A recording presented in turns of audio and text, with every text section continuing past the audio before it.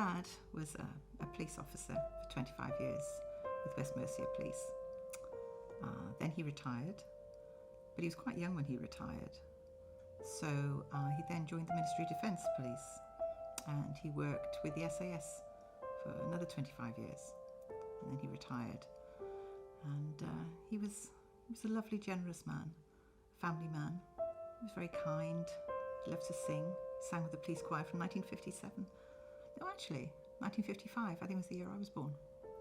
He joined then, one of the original ones, and he sang until the cancer robbed him of his voice, which was a cruel cancer in a way. It was in the esophagus, and he loved to talk. His stories were legendary, but his singing, he had the most beautiful tenor voice, and he loved to sing, and the cancer took that away. All he could do was whisper at the end. By the time he had his diagnosis to the time he died, it was only a matter of a few months, really. But he was so active right up to the end. Even when he was admitted to hospital, he could still whisper, and he was still making us laugh, even then, when he was on the ward. And he was only on that ward for 4 days before he died.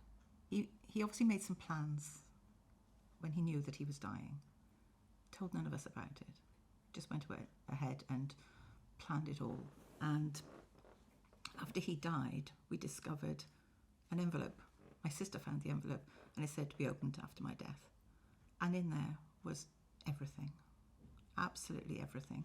He told us what to do with his pension, who to contact with West Mercia about his police pension. He told us the name of the undertaker that he'd arranged to undertake all his funeral. There was even a CD of the music that he wanted to be played as people left the service. He'd put all the music together himself. Everything was there. Even funny little notes like, I haven't left anything, so don't expect it. And he wrote his own eulogy, because after all the necessary bits and pieces, like he said to go to the funeral director, everything was paid for.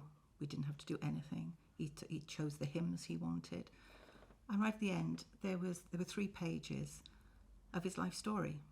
And he said, somebody might like to say something nice about me. And he even nominated who he wanted out the choir to do that, his best friend. He wanted the choir to sing as they carried the coffin in.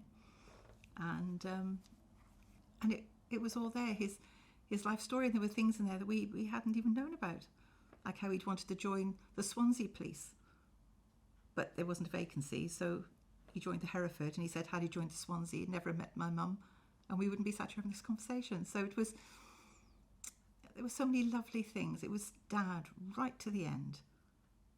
He was still funny, he was still informative, and it was all there for us. We didn't have to do a thing. It made us appreciate what a lovely man he'd been and had been.